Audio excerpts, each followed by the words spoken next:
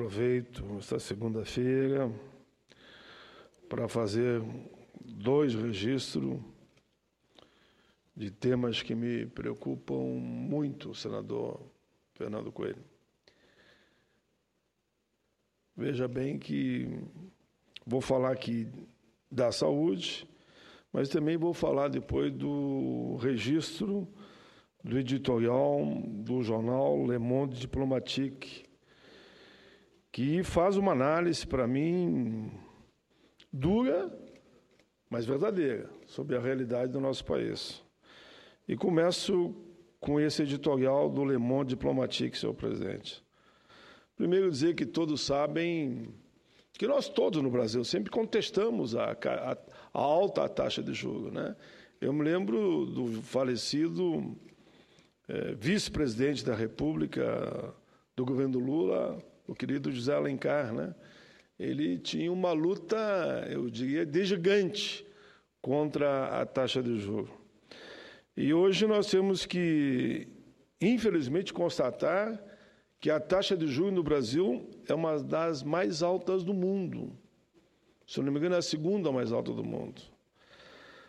Por isso, quero reafirmar aqui que entendo ser fundamental a sua redução, pois traria benefícios gerais para o setor produtivo, para o desenvolvimento nacional e, principalmente, para os consumidores, que são os mais castigados por essa distorção histórica da nossa economia.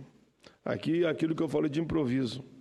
Lembro aqui do vice-presidente da República, do governo Lula, lá no início dos anos 2003, 2004, o querido líder empresarial, José de Alencar, dizia que esse assunto não pode ser mais uma decisão econômica, ele dizia.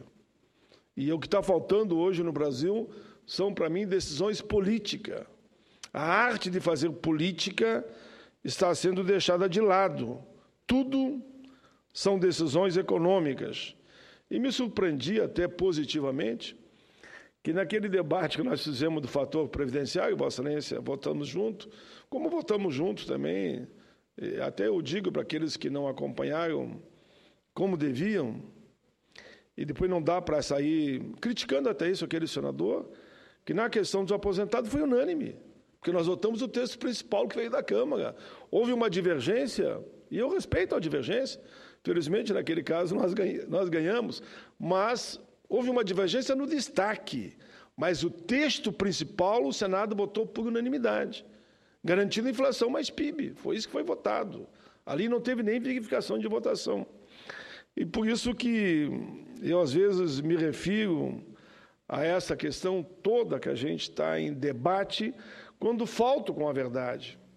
Mas pegando aquela história do fator, que trocamos pela fórmula 85-95, diziam, então, de boca cheia, vai ter um gasto de 3,2 trilhões. Trilhões. Agora, nesse fim de semana, eu vi no Jornal O Globo que reconhecem que, pelo contrário, só lá no ano 2035 é que vai ter o primeiro desencaixe de em torno de 10 bilhões. Eu até achei que era antes, os meus cálculos eram antes. E que para esse governo e para os sucessores até lá, vai aumentar o superávit da Previdência. Mas é bom que pelo menos estão reconhecendo isso agora, porque quando eu dizia isso, não, quer quebrar a Previdência, irresponsável, demagogo, mesma coisa agora no reajuste do aposentado.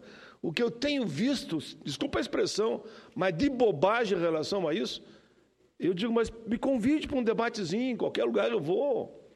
Que eles dizem que é não sei quantos bi de gasto, porque vão reajustar o salário dos velhinhos, sob o PIB, um PIB que é negativo, meu Deus do céu. Se o aumento diz, o percentual vai ser igual ao PIB, e o PIB é negativo, qual é o gasto? É zero. Aí vieram com o número de 50, depois baixaram para 40, depois baixaram para 10, depois baixaram para 9, a última que eu vi era 5, mas nem 5 não é. Por ano de gasto. Nem 5 não é. Se nós olharmos para trás, infelizmente, eu queria que o PIB fosse positivo, mas não foi. Não foi. Foi negativo e o outro foi 0,1.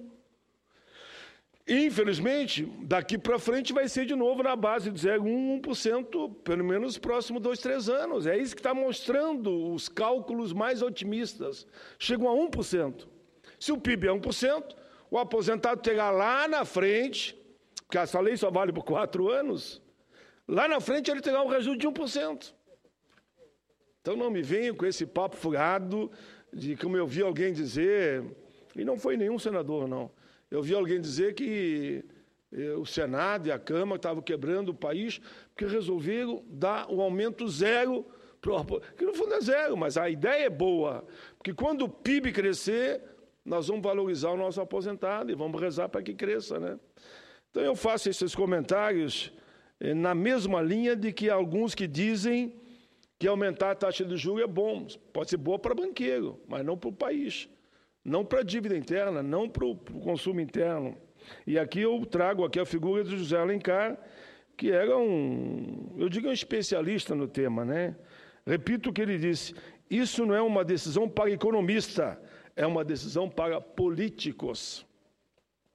Mas, senhor presidente, li nesse final de semana, eu vou ficar dentro do texto, o editorial do jornal Le Monde Diplomatique Brasil, assinado pelo jornalista Silvio Bava, oportuno, uma bela reflexão que eu aqui quero registrar. Diz ele, Selic é a taxa básica de juros da economia brasileira. Ela é usada, entre outras coisas, para remunerar as aplicações feitas em títulos do Tesouro, isto é, da dívida pública. Tem sido considerada, pela imensa maioria dos economistas que acompanham o mercado financeiro, o principal instrumento, segundo eles, de combate à inflação. Se tomarmos como referência a taxa Selic de dezembro de 2014, veremos que em junho de 2015 ela subiu 11,75. Em seguida, foi para 13,75. Esse crescimento de 2 pontos percentuais sobre uma dívida pública federal de 2,451 trilhões representa um pagamento extra dos juros da dívida na ordem de quase 49 bilhões. Eu não sou um especialista na área, mas estou lendo aqui de quem entende da matéria. Valor pouco menor do que o ministro Levi se esforça para arrecadar com os cortes na viúva, no seguro-desemprego, no pescador, no abono que nós botamos na Constituição, que a quem ganha até 2 tinha direito a um salário mínimo. Enfim, como podemos... Estou lendo o que está escrito aqui. Como podemos, então, compreender essa engenharia? Segundo a qual o governo corta fortemente, aqui eu dava os exemplos, as políticas sociais e reduz o orçamento de todos os ministérios para reunir algo em torno de 60 bi. Mas só aqui ele perdeu 50, naquela explicação que o articulista dá aqui. Com vistas a garantir os recursos para pagar o juro da dívida pública federal e, ao mesmo tempo, ele aumenta a Selic e eleva o gasto público em 50 bi. Eu estou arredondando, é 49 bilhões. A primeira constatação é de que não há contenção de gastos. Corta-se de um lado para dar para o outro.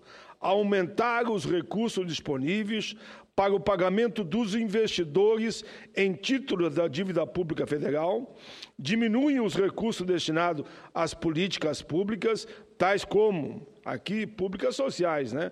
Tais como educação, saúde, transportes públicos, moradia, seguro-desemprego, aposentadorias. Vejam bem, não é eu que estou dizendo, é o jornalista aqui, o articulista que está dizendo. O ajuste serve para reduzir o tamanho do Estado e das políticas públicas e vem acompanhado de um pacote de bondades para quem? Para os grandes, para os poderosos, como aqui anunciou novas concessões e privatizações, em condições ainda mais generosas do que as privatizações em concessões anteriores. Como é que eu vou concordar com isso? Eu não digo que atirei pedra, mas que disse muito nome feio para aquelas privatizações lá no passado, agora que comprova que praticamente é pior do que aquelas. Aí eu não posso bater palma. Eu tenho que criticar também, até por coerência. Bom, enfim, por pressão do grande capital, as políticas de Estado em defesa do interesse público precisam ceder espaço para as políticas que atendam a quem? Às exigências do mercado. Quem se beneficia desse aumento de taxa de juros descabido? A pergunta que ele faz e começa a responder. O Tesouro Nacional informa que os detentores dos títulos da dívida pública federal, em junho de 2015, são as instituições... Que instituições são essas? As instituições financeiras, banqueiros. São as instituições financeiras nacionais e internacionais, 29,8%. Os fundos de investimento nacionais e internacionais, 20,3%. Investidores estrangeiros, denominados não residentes, 18,6%. Fundo de previdência, não é a nossa previdênciazinha pública, não. Essa, apesar de tudo, está com superávit de 54 bi ainda. Fundo de previdência, 17,1%. Seguradoras, 4,1%. Governo, 5,7%. Outros, 4,4%. A grosso modo, pode-se dizer que mais de 70% da dívida pública federal está nas mãos de quem? Do setor financeiro nacional e internacional, que se beneficia de um pagamento de juros que não encontra... Aqui a frase é dele de novo, não é minha, viu? Que se beneficia de um pagamento de juros que não encontra paralelo. Não encontra paralelo no mundo inteiro. Eu achava que era o segundo, aqui ele fala que é o primeiro. No ano de 2015, esse valor é estimado em 337 bilhões de reais, se mantido a taxa de 13,75% do ano.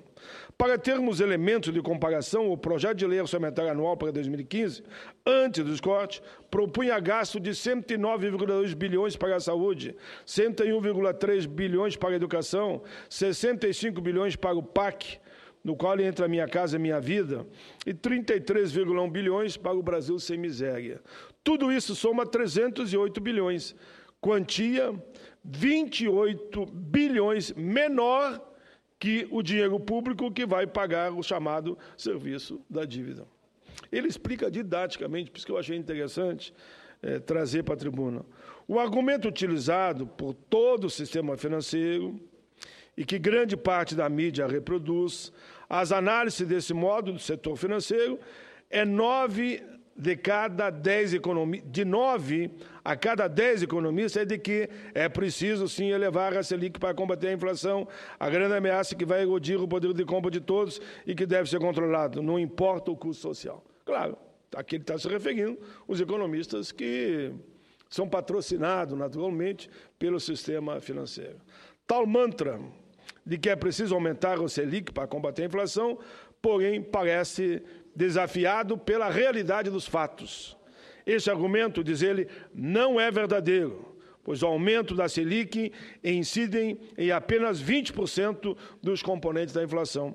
Os 80% restantes são preços sobre os quais a Selic não tem influência. Então, não veio me dizer que aumentar a taxa Selic é que vai resultar em diminuir a inflação. Aqui ele prova, por A mais B, que não é por aí não. Quem ganha é banqueiro, mas não vai combater a inflação. São os preços dos alimentos, que dependem basicamente das variações climáticas, bebidas, 25% de IPCA, serviços, que é um enorme mercado concorrencial, 35% de IPCA. E preço administrado que depende de decisões de governo, como gasolina e eletricidade. Quem diria, né? Que gasolina a gente até sempre soube que não dava mais para acompanhar. Mas a eletricidade, as pessoas não estão conseguindo mais pagar a conta de luz. Aí começa a fazer gato, começa a cortar, começa a apelar para querosene ou o lampião à vela, e aí estamos vendo os acidentes se multiplicarem nessa área, porque as pessoas não estão conseguindo mais pagar a eletricidade. Eu sempre digo que essa questão de corrupção que temos que bater mesmo duro, mas quando começa a mexer na carestia mesmo, você lembra a luta da carestia de todos nós, né? Naqueles tempos lá atrás, Quando começa a gerar desemprego, quando o camarada vê que nem luz ele pode pagar, que não pode comprar o gás, que está tendo problema para a alimentação, aí eu acho que o sinal amarelo acendeu mesmo. E aí tem que ter cuidado. Se o aumento da Selic não combate a inflação, então qual é essa razão de seu aumento?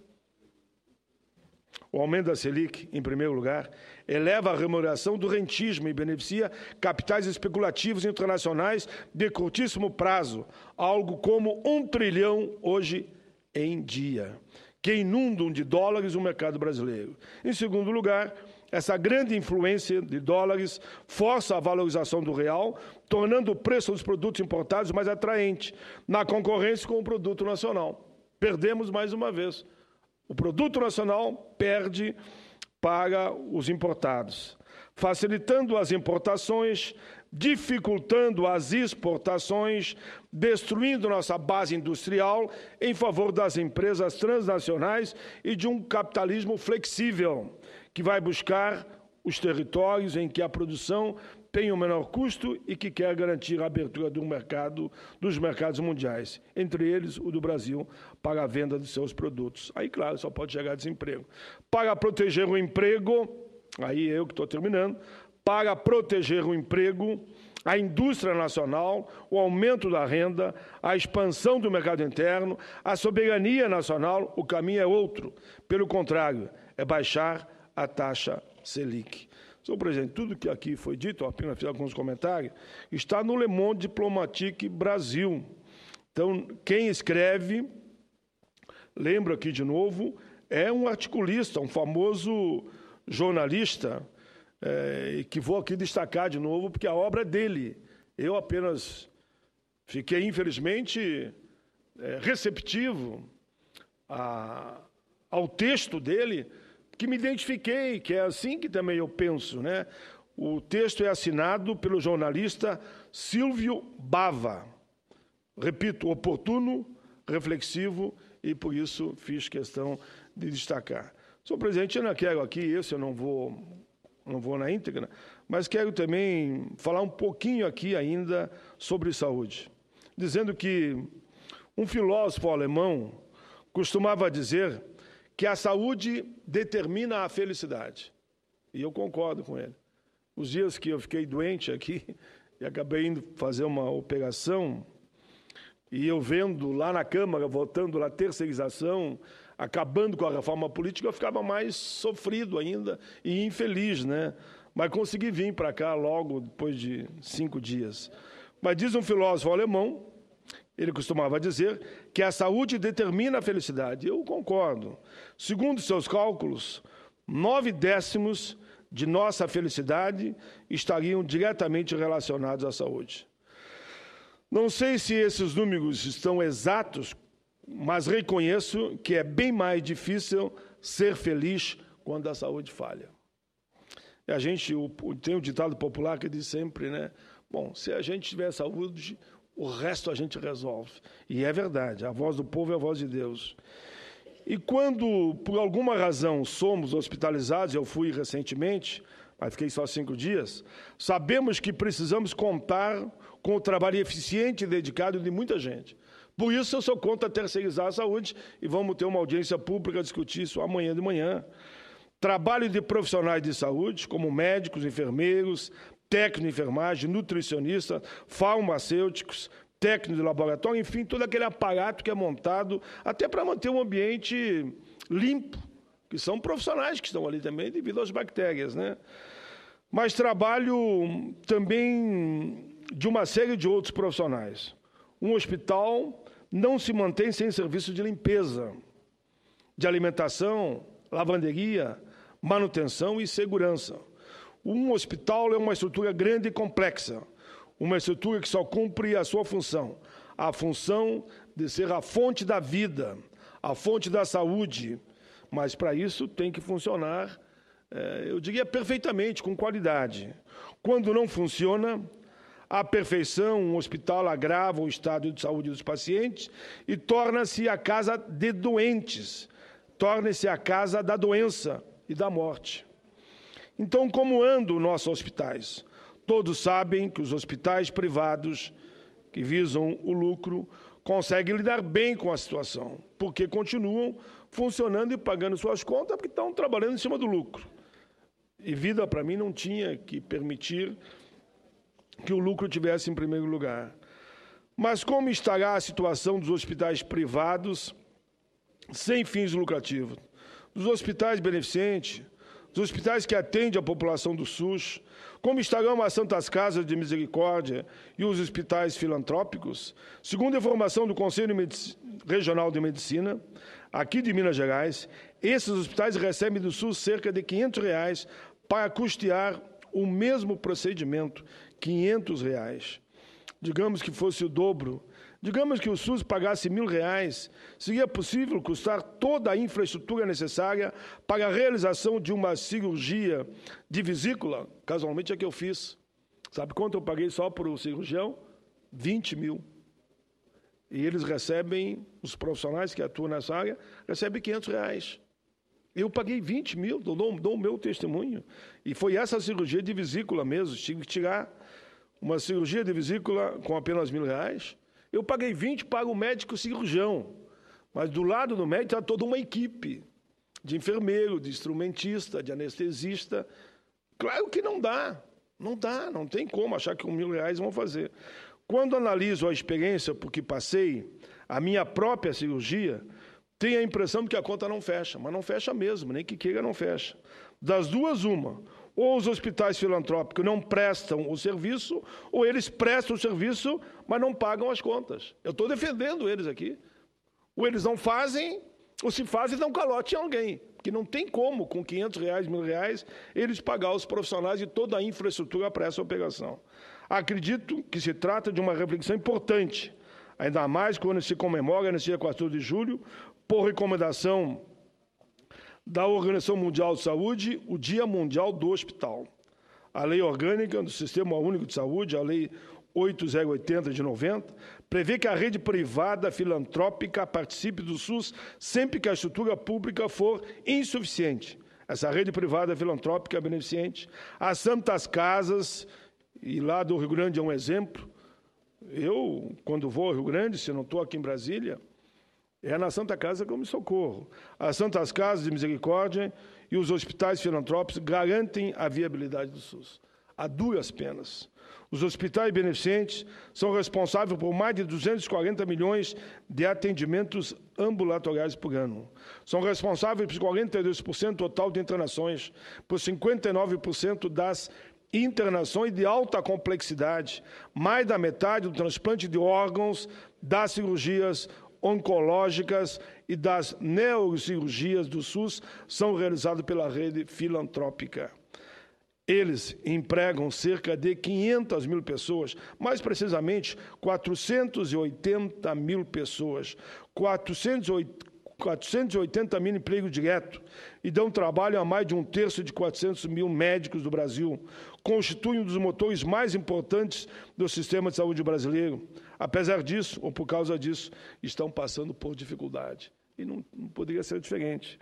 A dificuldade da rede filantrópica não são um assunto novo, mas a gravidade da situação hoje reclama novos debates. Tomamos, por exemplo, o comportamento dos preços ao consumidor das duas últimas décadas. O Índice Nacional de Preço ao Consumidor do IBGE subiu mais de 400%. O gás de cozinha subiu mais de 1.000%. E os pacientes precisam comer. O transporte público subiu 1.200%. Os funcionários precisam chegar aos hospitais. A água e a energia elétrica subiram quase 1.000%. Alguém é capaz de imaginar um hospital sem água ou sem luz? Não tem como. No mesmo período, a tabela de referência do SUS, a tabela que o governo utiliza para remunerar os hospitais filantrópicos, subiu 93%. São anos de defasagem, anos e anos sem um reajuste linear. Segundo a Confederação das Santas Casas e Hospitais Filantrópicos, a margem do resultado do setor de 2014 foi de 65%, ou seja, eles só conseguiram cobrir 2/3 de suas despesas. Os serviços prestados ao SUS tiveram um custo de 24,7 bilhões de reais. Os hospitais receberam apenas quanto? Gastaram 24, senhor presidente, quase 25 bilhões e receberam 14,9, ou seja, 15 bilhões de reais, ou seja, um prejuízo de 9,8 bilhões de reais. Prejuízo, ou seja, quase 10 bi. A dívida acumulada pelo setor hoje ultrapassa 21 bilhões de reais. Eles devem 12 bilhões a quem? Ao setor financeiro. 4 bilhões aos fornecedores, 2 bilhões e meio em impostos e contribuições, 1 bilhão e meio em passivos trabalhistas, 1 bilhão e 800 mil em salários e honorários atrasados. Senhor presidente, analisando esse cenário, é difícil não concluir que o setor filantrópico está financiando com suas dívidas e seu prejuízo uma fatia considerável da saúde pública brasileira. Considerando que mais de 100 desses hospitais fecharam suas portas, no final, senhor presidente, mais de 100 hospitais fecharam suas portas nos últimos anos. Uma pergunta que não se deve evitar é: até quando os hospitais é que vão financiar o SUS? O Ministério da Saúde, é necessário reconhecer, tem buscado soluções. Uma das inovações, a introdução foi da contratualização. O Ministério celebra um acordo nesse sentido, está tentando, mas faz muito pouco daquilo que precisamos. Senhor presidente, eu tenho outros dados aqui alarmantes. Se Vossa Excelência permitir, eu quero, por exemplo, citar aqui a doutora Eliane Gianotti, reconheceu recentemente que a tabela de referência do SUS está sendo relegada a um papel secundário no financiamento da saúde pública brasileira. Isso é grave. No Brasil, o gasto anual per capita com saúde é de pouco mais de $1.000. Desses $1.000, mais da metade sai diretamente do bolso dos brasileiros. É gasto privado.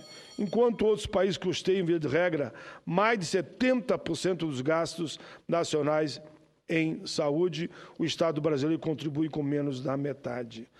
Senhor presidente, para chamar a atenção das pessoas para essa realidade, aqui é a última página, e eu vou terminar, a realidade do subfinanciamento do SUS é de crise do setor. A Confederação das Santas Casas e Hospitais Filantrópicos, que me mandou esse documento, lançou um movimento recentemente, Movimento Nacional, cuja pauta é acesso à saúde. Meu direito é dever do governo. No último 29 de junho, o movimento atuou no município com o chamado Dia D em defesa da saúde. Hoje, 13 de julho, a atuação está acontecendo nos estados. E, para finalizar, teremos, em 4 de agosto, em Brasília, uma ação nacional e uma paralisação geral em defesa da saúde. Por fim, senhor presidente, esse 1 minuto que o senhor vai me dar, eu vou terminar. O filósofo disse, na abertura dessa minha fala, disse há pouco, defendia que a felicidade depende da saúde. Eu, que sou apenas um senador, um metalúrgico, hoje senador, que fico nessa linha de defender o interesse do povo, defendo que o povo brasileiro seja feliz. E não há felicidade sem saúde.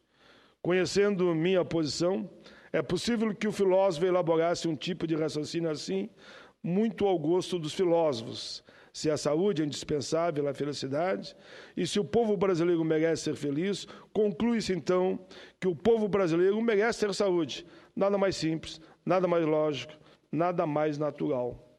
O povo brasileiro quer ser feliz, e para ser feliz, ele precisa de um tratamento de saúde decente. Presidente, considere na íntegra, eu agradeço muito a Vossa Excelência.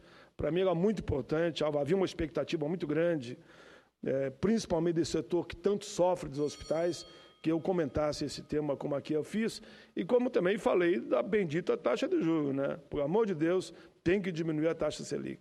Juro alto, não. Obrigado, presidente.